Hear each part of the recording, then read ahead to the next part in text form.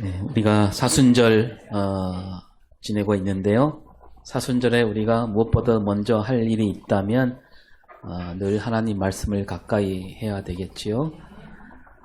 여러분 말씀을 읽으면서 가장 요즘 마음에 깊이 박히는 성경 구절 하나씩 있습니까? 네. 저는 요즘 이 구절이 자꾸 생각나는데요. 사순절과 딱 연관된 말씀은 아니지만 다니엘 12장 3절 다니엘 12장 3절인데요. 우리 같이 읽어볼까요? 지혜 있는 자는 궁창의 빛과 같이 빛날 것이요 많은 사람을 옳은 대로 돌아오게 한 자는 별과 같이 영원토록 빛나리라. 네.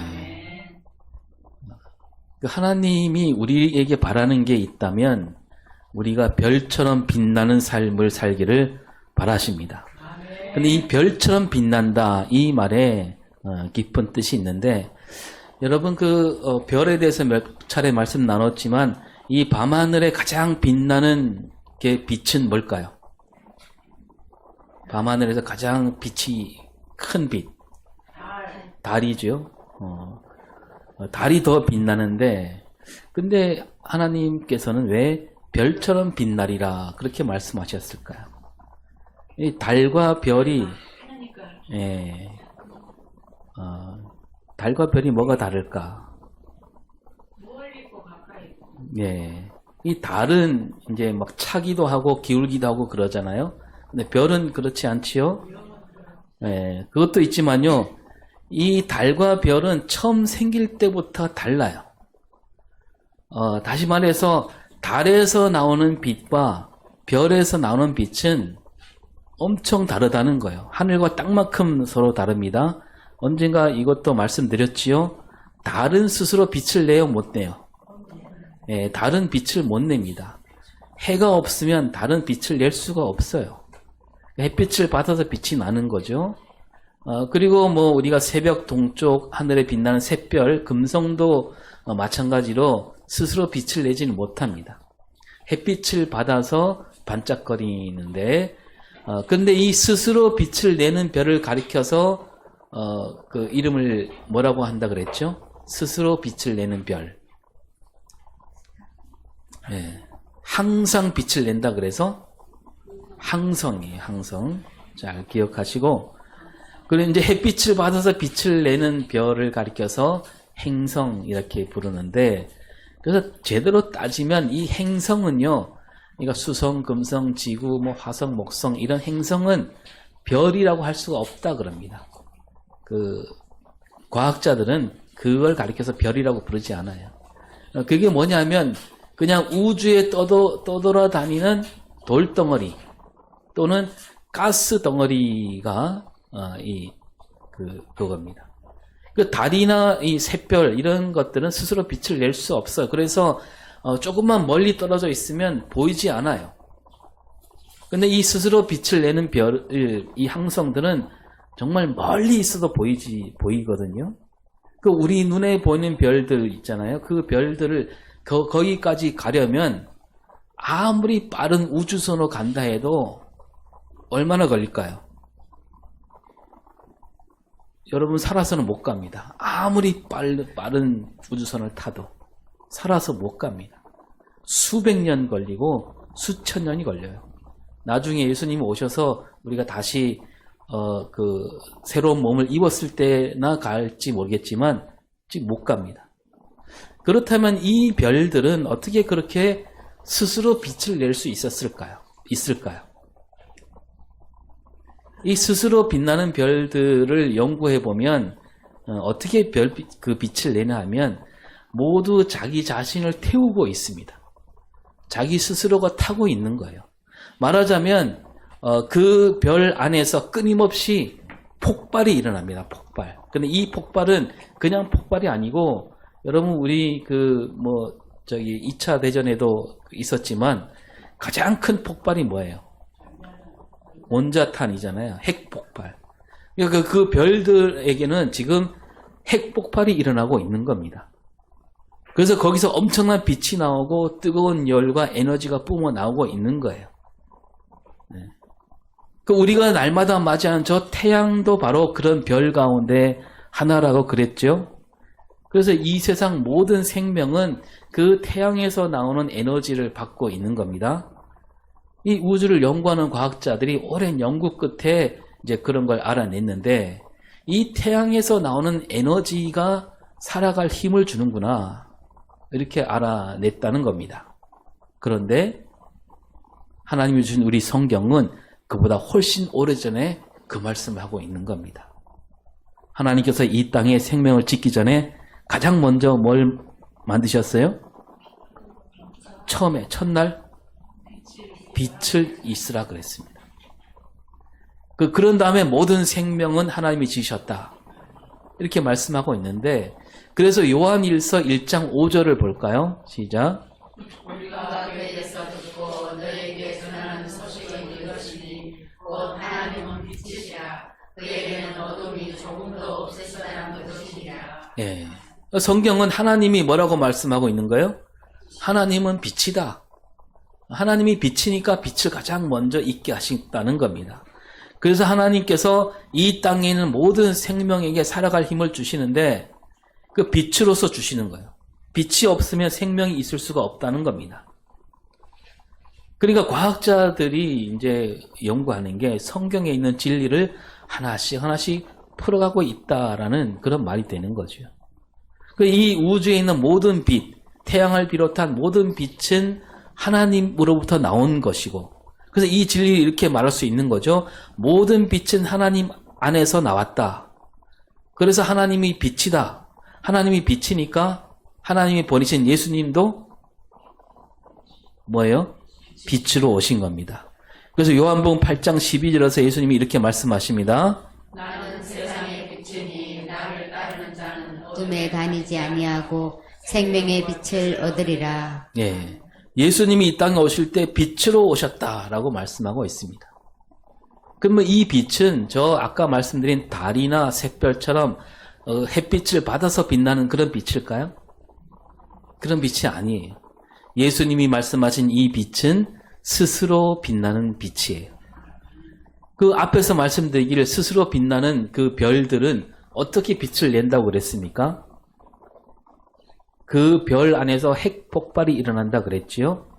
그 달이나 샛별은 스스로 폭발하지 않아요. 그러니 스스로 빛을 낼 수 없다 그랬는데 예수님은 빛이다라고 했을 때 그 빛은 스스로 빛나는 빛이고요. 태양을 비롯한 다른 별처럼 예수님도 그렇게 스스로 빛나는 빛으로 오신 겁니다. 그 태양을 비롯한 별들이 스스로 폭발하듯 예수님도 이 땅에 오셔서 그렇게 사신 겁니다. 오늘 말씀이 바로 그 말씀을 하고 있는데 23절을 먼저 봅니다. 시작. 인자가 영광을 얻을 때가 왔도다. 예, 영광을 얻을 때가 왔도다. 뭘 앞두고 이렇게 말씀하시냐면 십자가를 앞에 두고 말씀하십니다. 영광이 뭐예요? 영광. 쉽게 말하면 영광이 뭐죠? 영광? 그 빛이죠, 빛. 빛이 날 때가 됐다는 얘기입니다.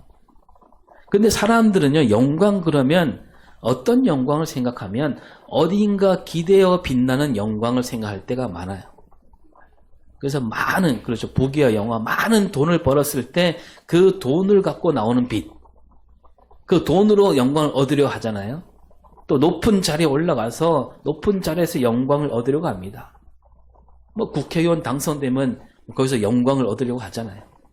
그럼 좋은 학교, 이름난 학교 들어가서 그 학교로부터 영광을 얻으려고 합니다. 근데 이제 그 당시 예수님을 따르는 사람들도 마찬가지였어요. 오늘 말씀에서도 그런 사람들이 나오는데요. 이 때가 명절 때가 됐는데 여기서 명절이란 유월절을 가리킵니다. 이 유월절에 온 이스라엘 사람들이 이 예루살렘에 모여 이 절기를 지키게 되는데 오늘 20절에 보니까 어떤 사람들이 왔느냐. 시작. 명절에 예배하러 올라온 사람 중에 헬라인 몇이 있는데 예. 이 명절에 예루살렘으로 예배하러 온 사람 가운데 헬라인 몇이 있었다. 그러니까 유월절을 지키러 온 사람들 가운데 헬라인이 있었다는 얘기죠. 근데 이 유월절은 이스라엘 민족이 지키는 절기잖아요. 근데 헬라인이 왔어요. 어째서 이 이방 나라 사람이 유월절을 지키러 그것도 예배하러 왔을까? 구경하러 온 것도 아니고 예배하러 왔어요. 이게 뭐냐 하면 두 가지로 볼 수 있는데, 하나는 이 헬라 사람들 가운데서도 유대교를 믿는 사람이 있었다는 겁니다. 이 헬라 사람들은 이름난 종교를 쉽게 받아들인 사람들이에요. 그래서 유대교 역사도 오래되었고 온갖 어려움 가운데 그 역사를 이어오고 있는 유대교를 보니까 이 헬라 사람들이 저게 뭔가 있구나. 그래서 마음이 끌린 사람들이 있었다라고 볼 수 있는 거죠. 그래서 이제 여기 말하는 헬라인들은 바로 그 진짜로 헬라 사람을 가리킬 수도 있고요. 또 하나는 여기서 말하는 헬라인이란 흩어진 유대인들을 가리킬 수 있다. 그렇게 볼 수 있습니다.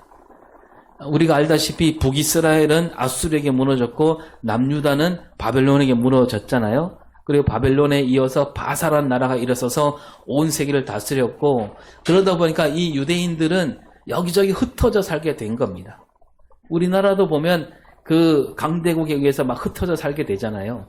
그죠? 옛날에 그 고려 시대 때 쳐들어온 그 몽골 때문에 우리가 막 흩어져 살지요. 그래서 그 사람들 가르쳐서 우리가 고려인들이다 그렇게 말하죠. 우리 그 카자흐스탄에 사는 우리 한민족을 가르쳐서 고려인이라 부릅니다. 고려인.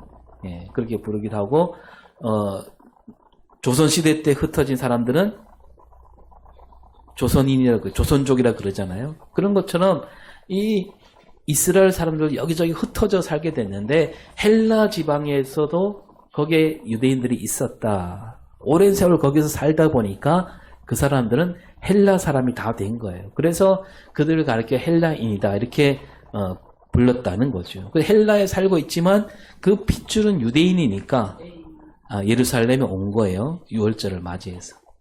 하여튼 이 헬라인들이 예루살렘에 왔는데, 이 헬라인들은 이제 먼저 예수님 제자 빌립을 찾아갔어요. 21절을 봅니다.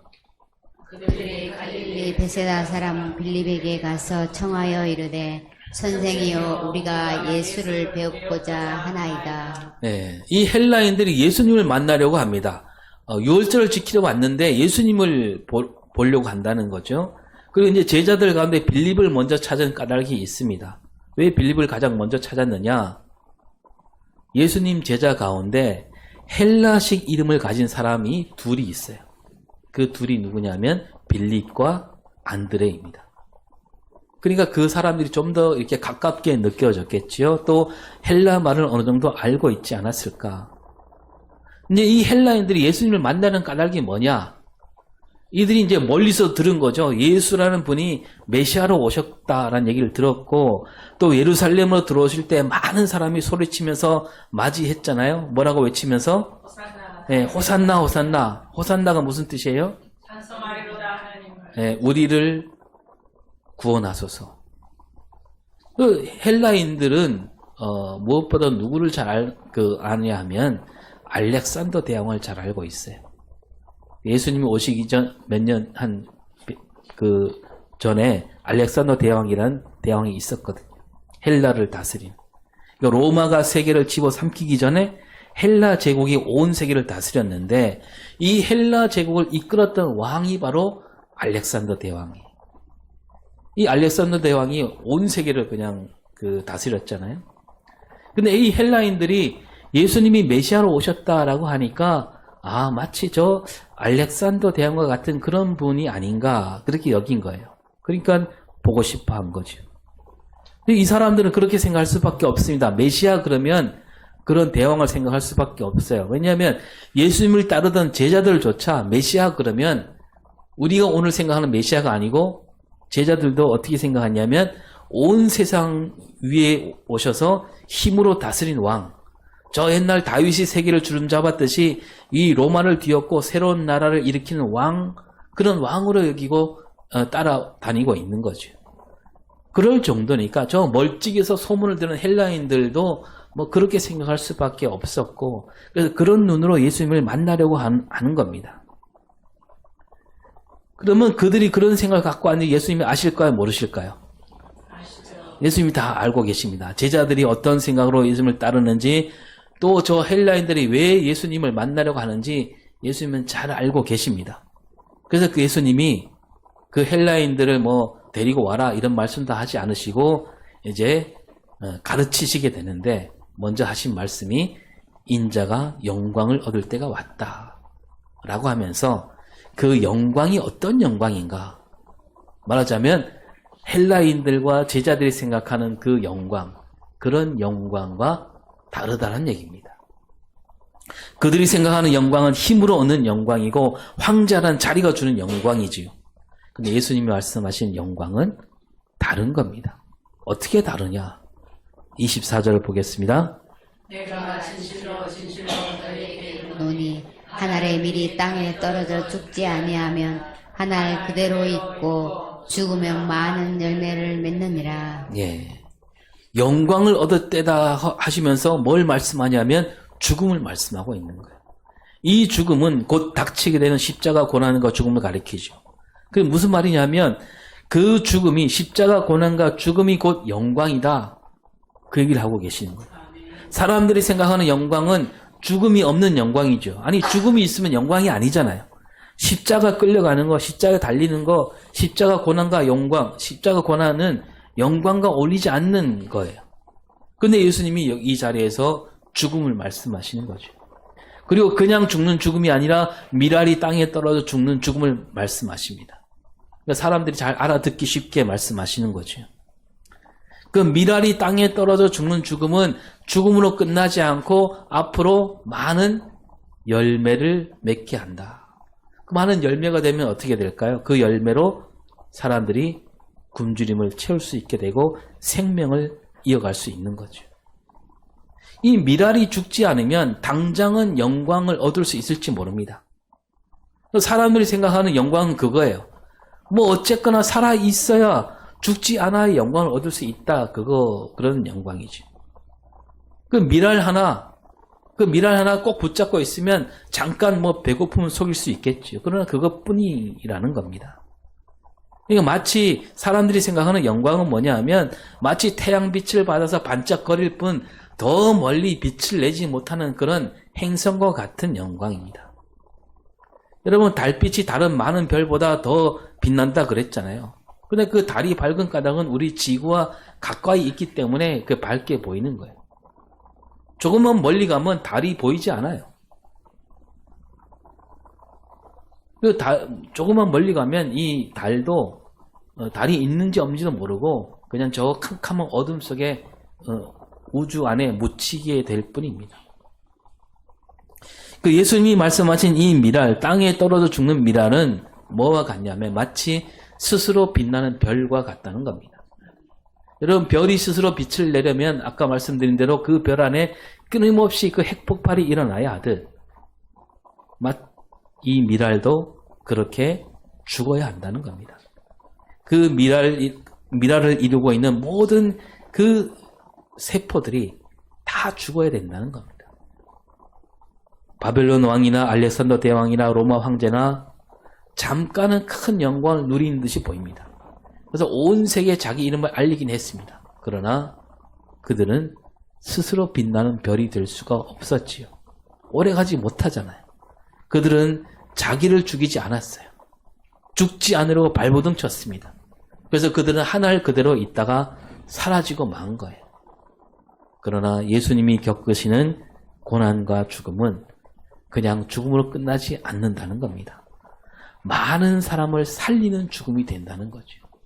미랄 하나가 죽어서 많은 열매를 맺어 많은 사람에게 생명을 주었듯이 예수님이 죽으시는 죽음은 이 세상을 살리는 죽음이 된다는 겁니다.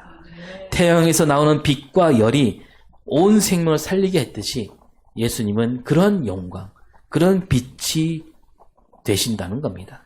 잠깐 빛나다가 사라지는 그런 영광이 아니라 고난과 죽음으로 가는, 그래서 거기서 빛나는 영광이 참된 영광이고, 그래서 예수님은 그 뒤에 보면 고난과 십자가를 받아들이시면서 아버지 이름이 영광스럽게 되기를 기도합니다. 그러자 하늘에서 소리가 들리는데요. 28절로 내려가면 시작. 이에 하늘에서 소리가 나서 이르되 내가 이미 영광스럽게 하였고 또다시 영광스럽게 하리라. 예. 예수님은 하나님 이름이 영광스럽게 되기를 기도하는 마음으로 내가 이 길을 가겠노라. 그렇게 마음을 다지고 있는데 하나님이 뭐라고 말씀하시냐면 내가 이미 영광스럽게 하였다. 예수님을 영광스럽게 하셨다는 겁니다. 예수님으로 하여 스스로 빛나는 빛이 되게 하셨다. 그러니까 죽은 다음에 다시 살아난 다음에 영광이 아니라 이미 벌써 예수님은 빛이 나게 하셨다는 겁니다. 그리고 죽음으로 가는 길, 그 길이 벌써 빛나는 영광이 되었다는 겁니다. 그리고 이어서 또다시 영광스럽게 하신다. 그러니까 다시 살아나셔서 영광에 이르게 하신다는 거죠.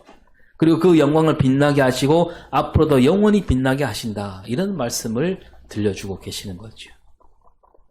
그리고 여러분, 예수님은 그 말씀하신 대로 가시게 됩니다. 미랄이 땅에 떨어져 죽었듯이 예수님도 이 땅에 오셔서 떨어져서 십자가 고난과 죽음으로 가십니다. 그리고 어떻게 됩니까? 그 예수님을 하나님께서 다시 살리시고 크게 높이시게 되죠. 그러니까 미랄이 땅에 떨어져 죽고 그로 말미암아 많은 열매를 맺게 되었다. 그리고 하나님은 이 일을 영광스럽게 하셨고 앞으로 영광스럽게 하시리라. 이 말씀은 그대로 이루어진 거예요. 그리고 초대교회 그리스도인들은 이 말씀을 붙들고 살아가게 되는 거죠. 그래서 여러분, 사도 바울이 빌립보서에서 이 말씀을 다시 간추려 주고 있습니다. 오늘 새벽에 우리 빌립보서 말씀을 이 부분을 잠깐 나눴는데요. 바울이 어떻게 말하냐면 이 땅에 오신 예수님, 그 삶과 고난과 죽음을 바울은 이렇게 말하지요. 빌립보서 2장 7절. 자기를 비워 종의 형체를 가지사 사람들과 같이 되셨고. 예. 예수님은 원래 하나님과 동등한 자리에 계시다 그랬잖아요. 근데 거기에 계시지 않고 그 높은 보좌를 누리지 않으시고 자기를 어떻게 해요? 비우셨습니다. 자기를 비운다. 그 모든 권세를 다 내려놓으신 겁니다. 하늘에서 누리신 영광을 다 버리시고, 다시 말하면 미랄이 하늘 그대로 있지 않고 땅으로 떨어졌다는 겁니다. 그리고 예수님이 사람이 되셔서 사람이 겪을 수 있는 모든 일을 다 겪어주시죠. 2장 8절에 이렇게 되어 있습니다. 사람의 모양으로 나타나사 자기를 낮추시고 죽기까지 복종하셨으니 곧 십자가에 죽으심이라. 예. 그러니까 그 하늘에서 사람으로 나타나신 것만으로도 엄청 낮아지신 거잖아요. 낮아질 때는 낮아지신 거예요. 그런데 그 사람들 가운데서도 예수님은 가장 낮은 모습으로 오셨다는 얘기예요. 그리고 그렇잖아요. 예수님이 오셨을 때 뭐 큰 나라, 힘이 있는 나라에 오시지 않고 가장 힘이 없는 약한 나라 빼앗긴 나라, 그 나라에 오셨잖아요. 거기에다가 큰 도시에 태어나지 않고 이름 없는 시골에 태어나셨고 또 어엿한 집안에서 태어나시지 않고 누구에게 태어났습니까? 동정녀에게 태어나셨어요. 말 많고 탈 많은, 정말 낮고 낮은 모습으로 오신 거죠.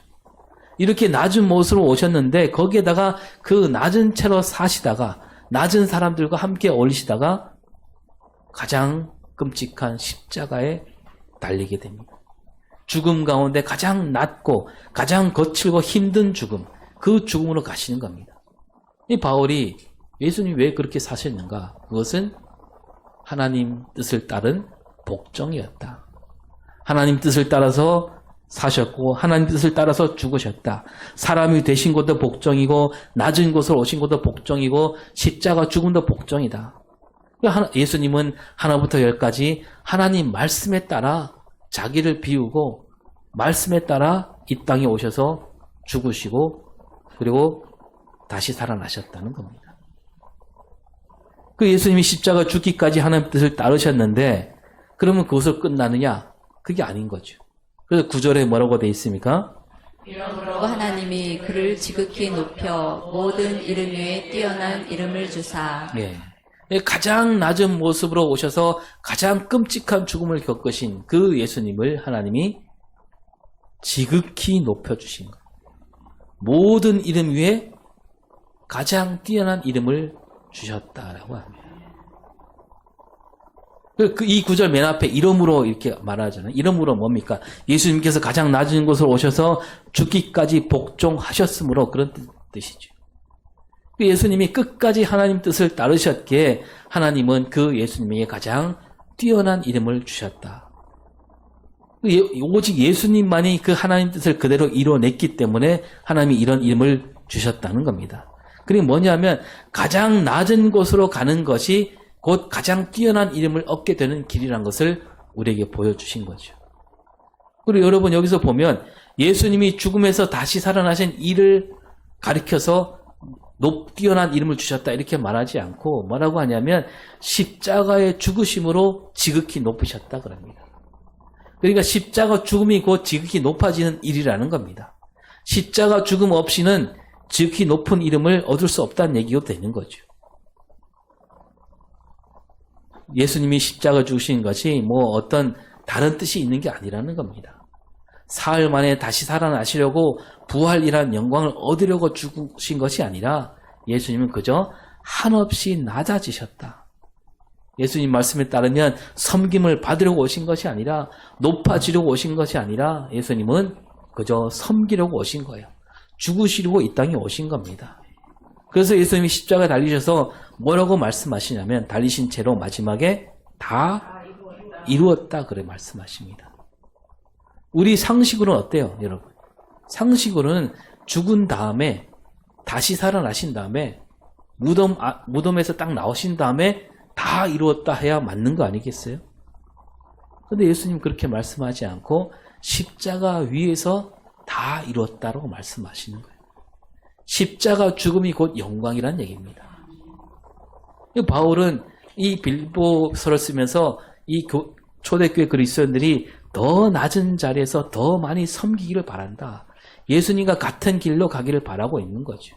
왜냐하면 예수님과 같은 길을 가게 되면 그 길이 곧 하나님이 뛰어난 이름을 주시는 길이고 낮아지는 삶을 살되 그 낮아지는 삶 속에 하나님이 함께 하신다라는 겁니다. 가장 낮은 자리에서 가장 끔찍한 죽음을 겪으신 그 예수님. 그것이 곧 하나님께 영광이고 그것이 가장 빛나는 삶이다라고 하시면서 우리 빌립보서 말씀을 더 보면 10절에 뭐라고 되어 있습니까? 하늘에 있는 자들과 땅에 있는 자들과 땅 아래에 있는 자들로 모든 무릎을 예수의 이름에 꿇게 하시고. 예. 그러니까 모든 사람을 얘기하려니까 뭡니까? 하늘에 있는 자들, 또 땅에 있는 사람들, 그 다음에 땅 아래에 있는 사람들. 모든 사람들이 다 예수 이름에 무릎을 꿇게 한다. 그리고 거기에 그치는 것이나 11절에 뭐라고 되어 있습니까? 모든 입으로 예수 그리스도를 주라 시인하여 하나님 아버지께 영광을 돌리게 하셨느니라. 네. 모든 입으로 예수 그리스도를 주라 시인하게 한다라고 합니다. 심지어 땅 아래에 있는 사람들까지. 그 사람들 예수를 끝까지 모르고 있었지만 나중에 이제 돌아보면서 그분이 그분이었구나.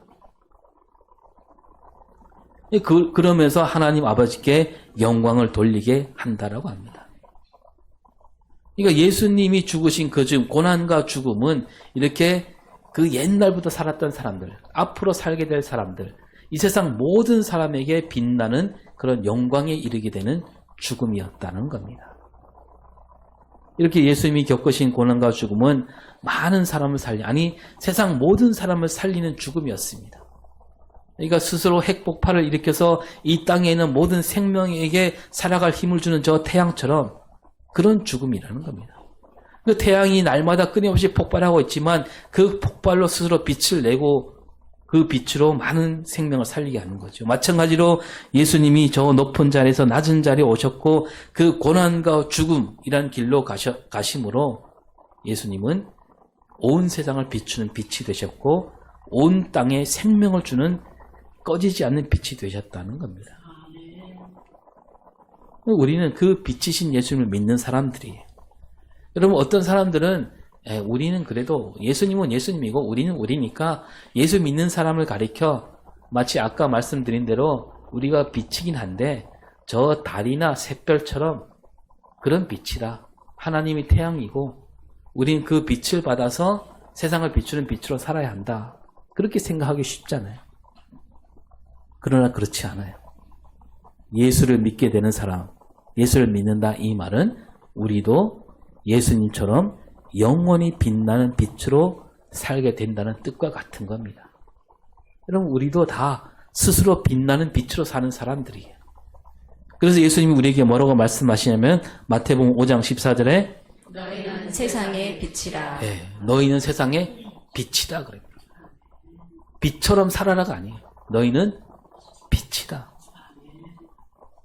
세상을 비추는 빛입니다. 우리는 스스로 빛나는 별과 같이 빛나는 그런 삶을 사는 사람들이라는 겁니다. 그래서 우리로 말미암아서 우리를 보는 사람들이 살아갈 힘을 얻도록 하는 그런 사람이 되었다는 겁니다. 그래서 5장 16절에는 뭐라고 되어 있습니까? 이와 같이 너희 빛이 사람 앞에 비치게 하여 그들로 너희 착한 행실을 보고 하늘에 계신 너희 아버지께 영광을 돌리게 하라. 예. 그 빛을 비춘다. 이 말은 착한 일. 누가 보기에 착한 일이에요? 하나님 보시기에 착한 일.